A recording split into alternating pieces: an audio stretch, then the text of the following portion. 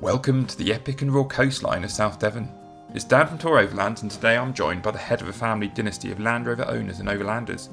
David walks me around the trusty 110 that he and his wife have owned for the last 25 years. Having taken them and their young family hundreds of thousands of miles across Europe and North Africa, it has helped inspire their now grown-up kids to do the same. If you haven't already come across Yak Overland, I highly recommend watching their YouTube channel, which covers their current Pan America trip. You may also recall Jack and his Defender 110, Wolf, David's son, and he joins us helping as my cameraman for the day. Hi Dan. How's it going? Good, thank you. Can you show me your 110? I'd love to. Yeah. How long have you had it?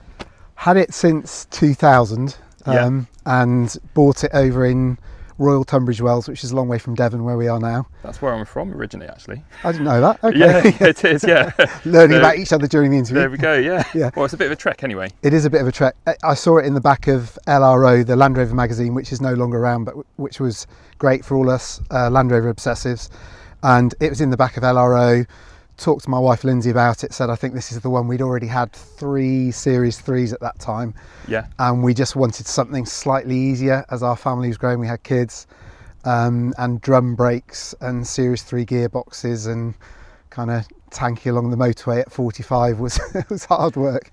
So I went to look at it with my dad and my brother, but with the view to, I know I'm going to be driving it back. I'd already kind of fallen in love with it from the advert and chatting to the guy who was selling it. So yeah. No, excellent. This is a 110, so what It age is a 110. Yeah, it's 1989, so it's pre-TDI. Where Land Rover called all these kind of models either Land Rover 90s or 110s or 130s, which actually had a 127-inch wheelbase. Yeah. And then when the TDI engine came into the Discovery One, these were, well, basically Land Rover had to make a decision about what are we going to call them. We want to show that they've kind of upgraded. It's a more powerful engine. It's the engine from the new Discovery. Yeah. So that's when they came up with the Defender name. And Jack, who you know, told me a few years ago, Dad, you're going around pretending that you're driving a Defender because it was Defender badged. I see. Okay. And I peeled that logo off and put the. So someone would have done that historically. Well, I did it. You did it. Oh, okay. I did it. No. Back in the day when you're trying to make it look more modern, and I really like the fact that it's a 110. So I've put the 110 badge back on the front now. No, excellent. And the original colour? Good question. It was green, and it was a colour called Eastner green. Okay. So Land Rover did a lot of their testing at Eastner Castle, and it's a slightly paler green, Eastner green. But this is a scratched, slightly battle scarred, deep bronze green. So it's one of the original colours that they had for the Series 1. No, it looks great today as well because we're on a sort of Sunday afternoon, middle afternoon, sun's out. Yeah, it looks great. Yeah. So what have you done? From externally and sort of more cosmetic stuff. What have you done? Well, externally, it still looks like a station wagon. Yeah. There are things that you can see from the outside, which are jackable sills, pretty heavy duty, built by my friend Rob Hurrell, who runs Evolutionary 4x4 that you can check out on Instagram. So they're custom one-offs. Yeah, and that opening there is intended for a high lift jack extension to go into, but he also made me a kind of bespoke step system for anyone who can't clamber up. So there's a kind of a step that locks in, which is great for loading things or for getting. So if you've got that in the car somewhere, you can just. I've got it at home, and I forget to bring it with me. Yeah. Occasionally, I get it out if I'm giving a lift to an older family member or whatever. Yeah. And these wheels look pretty new to me, or in good nick. So yeah, they're in good condition. They're Wolf rims, so they're the heavy duty rims. Yeah. I've had standard Land Rover rims. I've had Boost alloys. And I've got to say, my favourite tyres of all time are BF Goodrich Mud Terrain. So I've run them for about 12 years, bigger tyres than these. These are 31-inch. The 33-inch 255 Mud Terrains, I've got 6 of them in my cabin back home. But they stopped making them, and I actually contacted BF Goodrich, and I can't get any until maybe September, October. So I kind of went back to all terrains, which I've run before. I've done about 150,000 miles on all terrains, and I had the wider ones than these, but these are kind of, I'll see how I go. I like them, but I really like the look of the chunky muds. Yeah. And actually, when you're in the really rough stuff, having a bit more clearance and slightly different gearing, and the mud terrains, when it's really rough, they're brilliant. Certainly, in terms of springs and things like that, this running stock height? springs, or Slightly lifted. So I've got on Okay. the front, I've got standard Land Rover springs and Bilstein shocks. Yeah. And on the back, I've got TD5 station wagon rear springs, and then I've got pin-to-pin Old Man Emu. So I've got Gwyn Lewis heavy-duty shock mounts. Yeah. And the reason I've gone for pin-to-pin is you can carry, if you need to, 1 or 2 spare shocks, and they'll fit on the front or the back. Okay. And I also had some problems out in Morocco after coming out of the desert, where the standard rear shock, the Bilstein, the ring screws into the top of the shock, and with vibrations on corrugations, it was actually undoing itself. So it undid itself 3 or 4 times. Sure. So I really rate the Bilsteins, but I haven't had any problems since I've gone to this sort of Gwyn Lewis way of mounting them. And nice, you touched on Morocco, but we won't talk about that now, maybe in a little bit. I mean, while we're down here, Dan, just one yeah. other thing to say about suspension. Sure. I've got Super Pro poly brushes all round, which really tightens things up, and I've had those for a long time, but they've been really good. And how have they held up in terms of, sort of just holding up? They've been on there for over 200,000 miles now, so they're due to be changed, but they're fine still. That's good. And sort of staying underneath, in terms of chassis, this is looking pretty tidy, so I'm guessing you've re-chassied this at some point. Yeah, I bought a Richards chassis, well, I ordered a Richards chassis back in 2005 maybe. I've owned this since the year 2000, so I've had it for 25 years. Yeah. And they weren't able to meet the order, and what they did was went to Land Rover, and at the time they were making TD5 chassis, they managed to get a chassis from Land Rover, and then it was dipped. So that's actually a genuine Land Rover. That's so unusual. Yeah, I don't know anyone else who's got a genuine Land Rover chassis that's galvanised. It's quite unusual. Yeah. Oh, nice. Well, that sort of fluked into that one then. That's good. I mean, I got a bit carried away with galvanising. So the bulkhead's galvanised. Yeah. Even the Mantec snorkel got dipped. I stripped down the rear step and got it looks really good though, the contrast you have. Yeah, and the cappings were rotting out. So yeah, anything that could be galvanised, the B pillars, which come all the way through. Classic Land Rover, couldn't open the door there. It's all galvanised, so you can see the kind of the patina inside that shows that it's 1989. But yeah. Hang on, just staying here a sec. Yeah, there, David. Yeah. Compressor. So we've got something under the seat here. Yeah, I've got an ARB compressor in amongst all the junk. So that's hardwired in, and then over the other side there, beyond the little tool bag full of bits and pieces, is an ARB fridge, which is hardwired in as well. So does that mean you've got a split battery system? I have, yeah. And just actually, Dan, while we're here, this is another little bit of pipe work that Rob from Evolutionary 4x4 made, which links up to the diesel heater under my seat. So I've got an Autoterm planar diesel heater. I had a Chinese one that was okay for a couple of winters, and then it conked out. Yeah. And I looked at Webasto and Eberspacher, and they were sort of £800-900, and my Chinese diesel heater was about £100. This is sort of somewhere in the middle. Sure. But they've got a really good reputation, and it's been brilliant. Yeah. Oh, nice. Then let's work around the front a little bit. So we've got things like the headlight grills here. Were they on already, or have you fitted those? They were on when I got it, and they're genuine Land Rover, and like most other things that were starting to rust, I would have a little bonfire in the back garden, and whenever I had a bonfire, I'd burn something from the Land Rover to get the paint off it, which is not great for the planet, so I do apologise, but sometimes, wire brushing just doesn't do it. So I got those dipped, and then Rob put this A-bar together for me, which is really good for recovering this Land Rover or other people. So again, that's completely custom? That's completely custom, yeah. And then there's a galvanised steering guard underneath, which is from a company called Simonites. David Simonite used to race Land Rovers and was quite famous in the Land Rover off-roading world. Yeah. So that's a Simonite steering guard. And I see as well you've got a power plug. Yeah, that was for lamping it. The Land Rover's got an interesting history. So the first owner was Princess Anne, the Princess Royal. Okay. So the King's sister, which is quite cool. And I think it was used on Gatcombe Estate in the Cotswolds. I grew up just around the corner from there. The royal family sell their Land Rovers on when they get to a certain age. So she sold it to a chap who was going to go across Africa. Yeah. His job changed. He was based in Tunbridge Wells, and I bought it from him. So as far as I know, the V5 shows that it was re-registered from being in royal ownership. And I've got a letter actually from Princess Anne, which is really nice Oh, to say. nice providence there. To say that she's really happy that it's still going, and she's kind of surprised it's still on the road. But yeah. Oh, excellent. And then working our way around, so the snorkel we have here, so that's one you fitted, or did it come with this? When I got it, it had, again, for people who've been in the Land Rover world for a long time, it had a stainless steel South Down snorkel, and it had a turbo diesel engine, which was about 85 horsepower, and they were notorious for blowing up.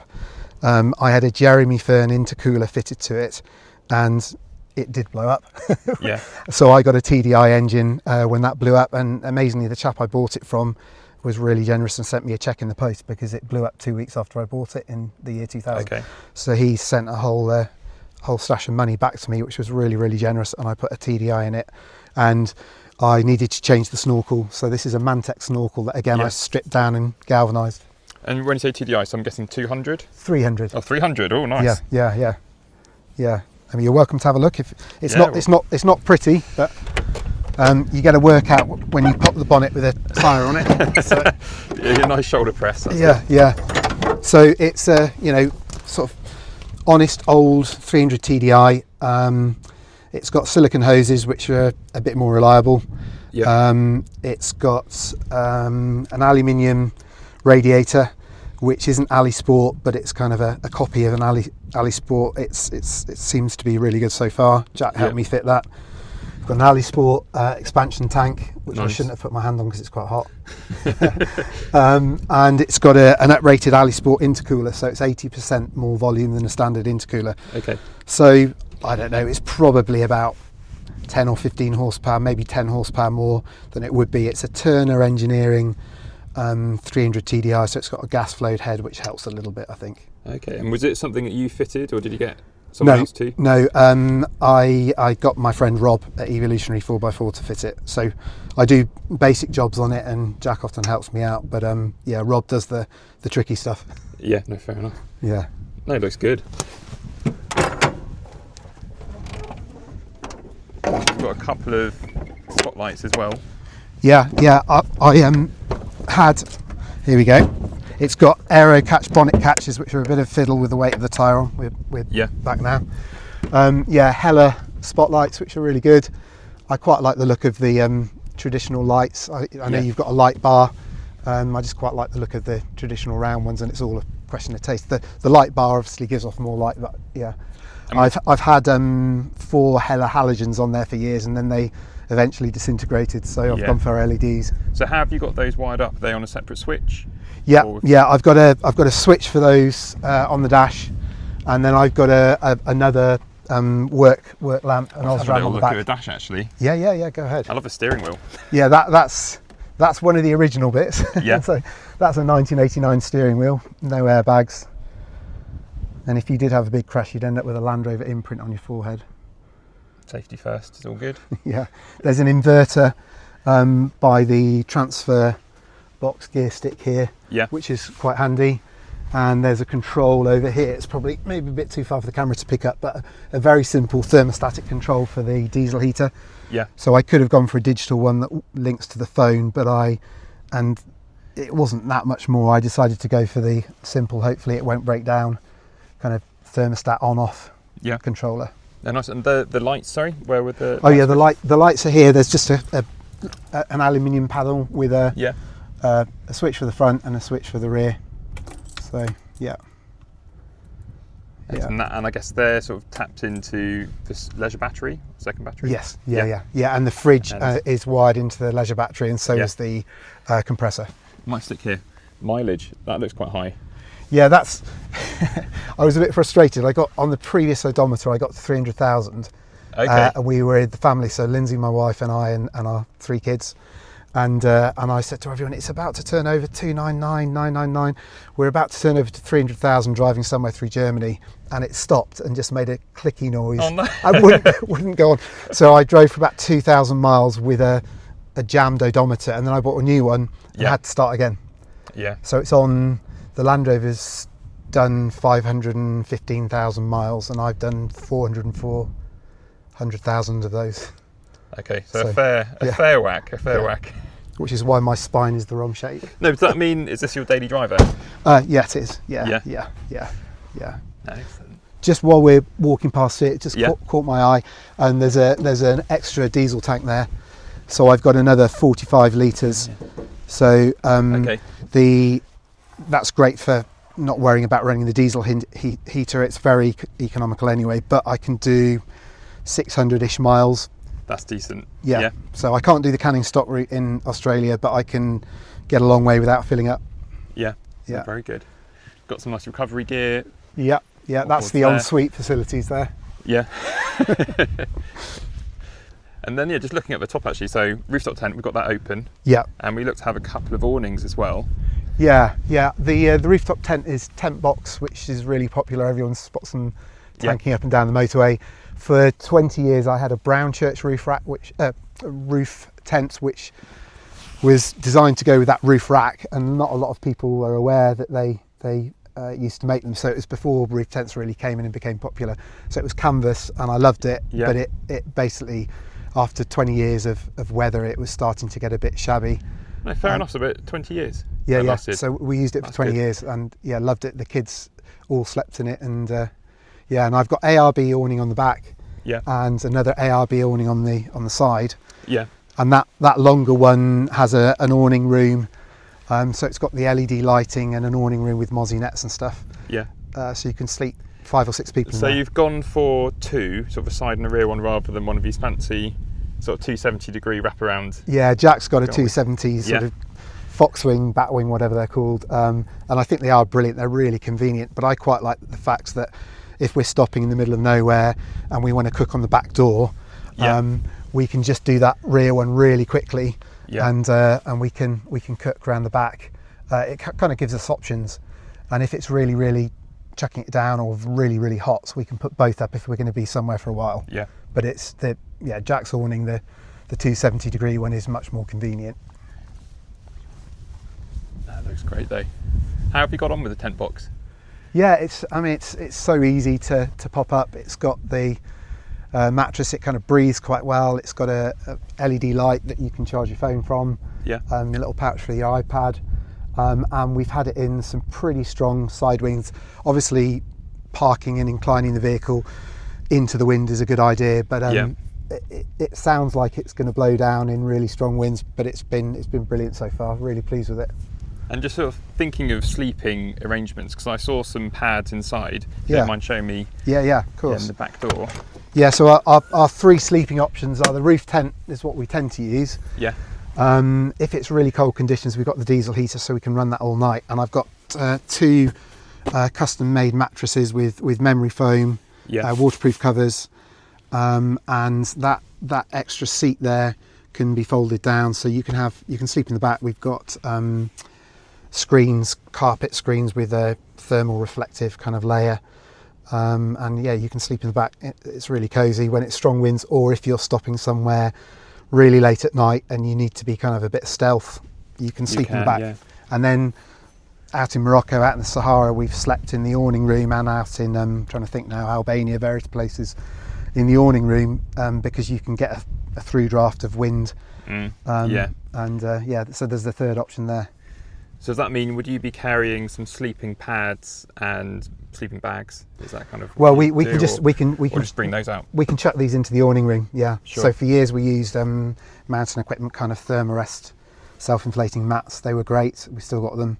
But these are, now we're getting older, Lindsay and I, we tend to use these, and up in more cushion, up in the roof tent, obviously, like most roof tents, it's got a built-in mattress. Yeah, excellent. Yeah.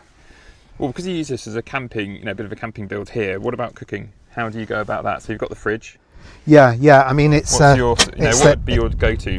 It's the simple flip-down table using a bit of checker plate. So I recognise this style from Jack's. Yeah. No, it's really good. Yeah, all the best ideas are borrowed from someone else, aren't they?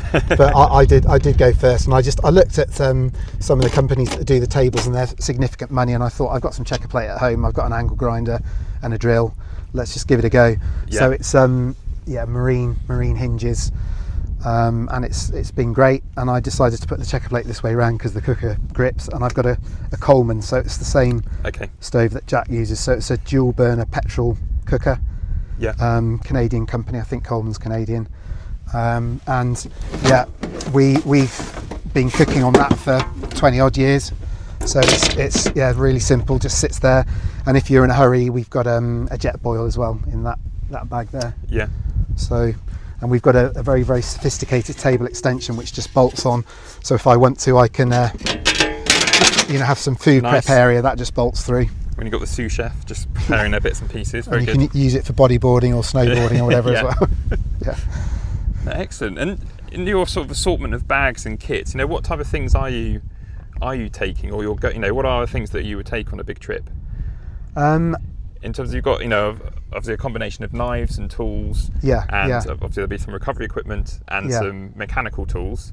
Yeah, and we've got some basic tools for wood preparation. We don't do wood fires, open fires often, but it's nice sometimes if you're green laning or you're going down a track you've never driven down before in the middle of Croatia or Albania or wherever it is, to be able to clear a branch. So I've got a Fisker's hatchet there and a Barco Laplander handsaw, so we can get rid of branches, etc. if we need to. And then we've got all the stuff you would expect for an overland trip. We've got a fairly decent first aid kit around the corner here, and another one in the rucksack. So if we're out and about with the rucksack, it's a sort of everyday carry, EDC as the Americans say. So there's various bits and pieces that you might need in there: a compass, a knife, a first aid kit, etc. One of the things that I haven't got in the Land Rover, which I should have done for this conversation, is we've got a lifesaver jerry can. Okay, yeah. So I actually bought it from the Ministry of Defence because they were selling off a whole bunch of kit, and it was half the price it would have been online. But they're brilliant. It filters out everything. So I've used it in lakes and streams and almost muddy puddles. You can get water anywhere. And you can totally trust it. Yeah, and really good. NATO use it, the British military use it, and the Americans use it, special forces, etc. So that's brilliant. They're about sort of £400 I think now. We didn't pay anywhere near that, but we have that and a NATO jerry can. So we filter all our water and then we transfer it from the lifesaver into the NATO jerry can. And how many litres is that? So with other water that we have in the fridge, we kind of try and have a bit of a system. So we've maybe got about 50-60 litres, which is probably not enough. And I've got a plan to put a water tank under in this wheel arch where the diesel tank's the other side. Our daughter Ellie and David, who are driving their Land Rover across the Pan American Highway, they're coming back soon, but they've got a water tank up in there and it's worked really well. So I think we'll probably do that. I've just noticed a flash of red. They are ARB sort of diff. Yeah. There. Is that just a cover, or? Well, this axle originally was a drum brake one because the turbo diesel was 85 horsepower and drum brakes could cope with braking it. Because this is a little bit more powerful and I just wanted better stopping power, I upgraded to a later disc brake axle. So I bought this on eBay and it came with the ARB diff guard, and I thought it's probably just a bit of heavy duty protection, but it does actually strengthen the torsional rigidity of the axle and it's easier to fill up. It's got a bit of a dipstick for checking the oil level, so there are advantages, and it's got a magnetic bung as well, so if you did have any problems in the diff, rather than the shavings getting caught up in the diff, they're attracted to that magnet, which is another little bonus. Oh, fantastic. Yeah. And so what else have you got planned? Have you got anything else planned with it? Is it just maintenance? I'd like to do that water tank, and I've got a small ticket item, which is I'm thinking about a new engine because this has done 200 and something thousand. It's fine at the moment, but we're thinking about doing maybe a big trip, maybe the Silk Road going east across Europe and Asia, and I don't really want to do that with an engine that's done loads of miles. I'd rather kind of really enjoy it with another engine. So what are you thinking? Sort of TDI again or something different? I am a fan. I do love it. It's agricultural and it's basic, but I do love the 300 TDI. I've thought about the BMW M57 or the Mercedes, but I think maybe a 300 TDI with a variable vane turbo, because that basically has variable geometry, so you get boost all the way through the rev range. Yeah, nice. So, well, you're sort of our mutual friend Rob, Evolution before. He's a big fan of the BMW M57, isn't he? So you're tempted by something like that. He's got that in his truck, and I've been in that, and it's getting it rebapped to be a monster. It's already a monster by my standards. Yeah. I know. Well, no, fantastic, David. Thank you so much for showing me around. Thanks for letting me talk about. It's like an old family friend, really. Yeah. Well, you've had it. What's this? 25 years. Yeah, and cars are lumps of metal and they're, you know, mechanical, but I guess because Land Rovers have so many flaws, you deal with the flaws, you sort them out, you live with the problems, you know, no elbow room and all that, and leaks when it's raining and all that kind of stuff. And because of that, it sort of gets a bit of a personality. Yeah, absolutely. Yeah. Fantastic. No, cheers. Thanks, Dan. Thanks again to David for joining me. It was a great excuse to head up to the beautiful coast on our doorstep and talk Land Rovers and overlanding. I have more owner vehicle walkarounds lined up, so please remember to like and subscribe to make sure you don't miss them. Until next time, ahoy!